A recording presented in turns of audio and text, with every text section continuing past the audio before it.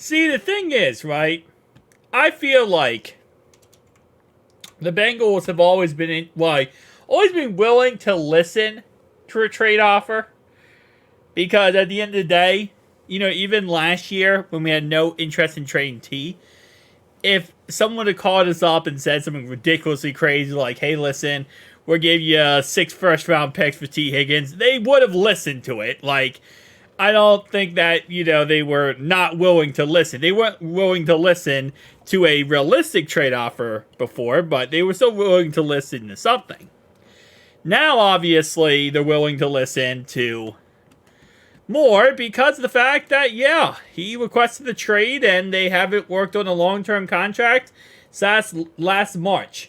So there isn't really much to kind of, keep when it comes to the Bengals here. If he wants to be traded, you're going to trade him, right?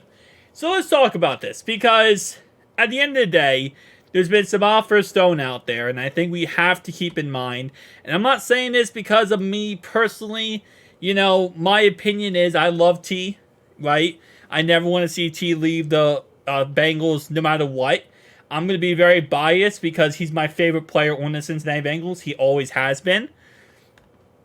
At the end of the day, though, we're just going to have to accept the fact that he will be traded. But again, like I said, even without my bias aside, you have to keep in mind that the Bengals overvalue all their players.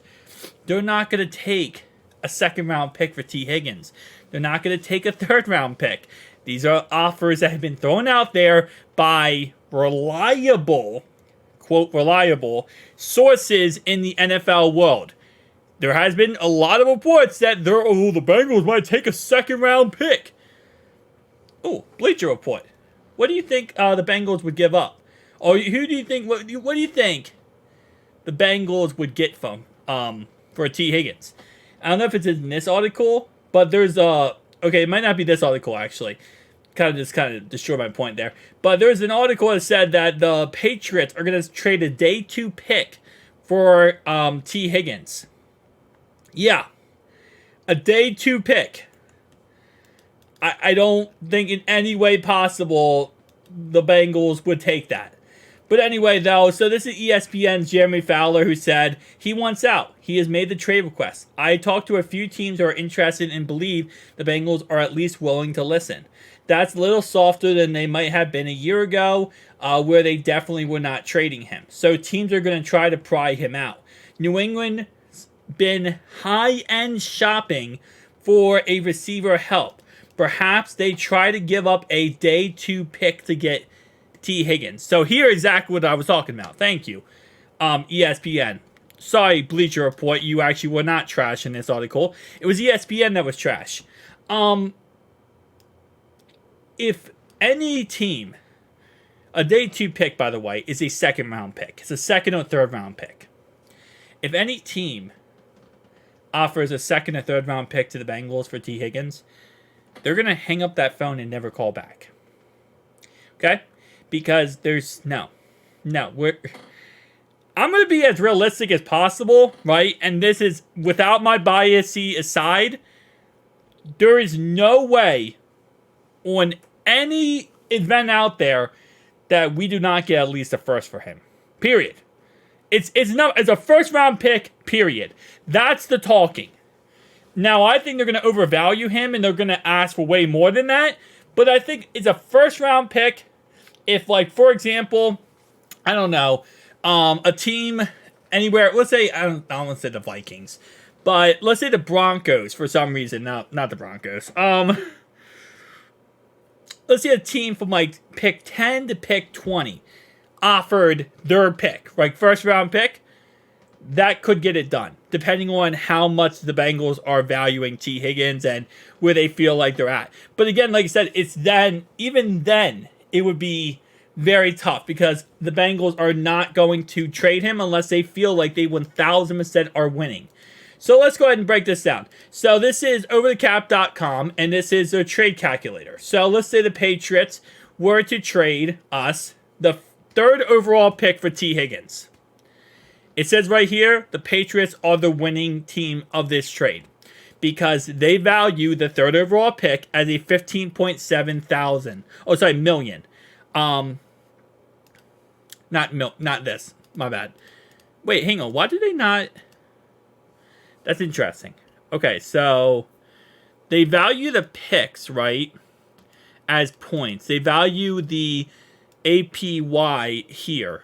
So, for example, it says 21.8 million, which obviously hit, the money. Okay, so I see what they're saying. So this is average per year, and this is 15.7 million would be what the average per year would be for a third overall pick, while for T. Higgins, it'd be 21.8. So it's kind of weird. I guess they're not... Are they taking that in consideration? Yeah, they're taking that in consideration when it comes to who's the winner or loser of this trade. That's weird, because that's not really how I would consider a winner or loser, is based on how much money I have to pay them. What's a winner or loser is how good the player is. For example, if I trade Matthew Judon for T. Higgins, the Patriots are winning by far on this trade. Let's see. So, yeah, it's really based on APY, average per year, which that's weird. That's definitely a little weird. But anyway, though, so if they were to trade, like, say, for example, a third overall pick, which they're not going to do that, obviously. This is like a trade, I feel like, that the Bengals would be asking for. Now, I'm not saying they're going to get this. I'm saying this is where they would start. And then if they said, hey, we're not doing that, they said, okay, well, next year's first round pick, and then give us, I don't know, like maybe a third and a fifth. First, third, and a fifth, and this would probably get the trade done for T. Higgins. But again, like I said, I don't even know if they would do that, because they would probably want a first overall pick this year. So if we're kind of in that ballpark range, let's change the team here, and let's go with someone like... We're not trading to the Chiefs. There's also another thing. We have to trade to a team that we actually don't play, / this wouldn't affect us that much. We're not going to trade to the AFC team, because we have to play him then. Packers would be a great team to trade to. But the problem is they have a 25th overall pick. So maybe... if you did give us a 25th overall pick, maybe get a 25th. We'll also give you... I mean, we also want a third round pick. And maybe like next year's second. Something like that. And again, maybe I'm going crazy here with my biasy, but I feel like this is not that crazy of an offer. Even this, I feel like, is way undervalued to what they're going to offer.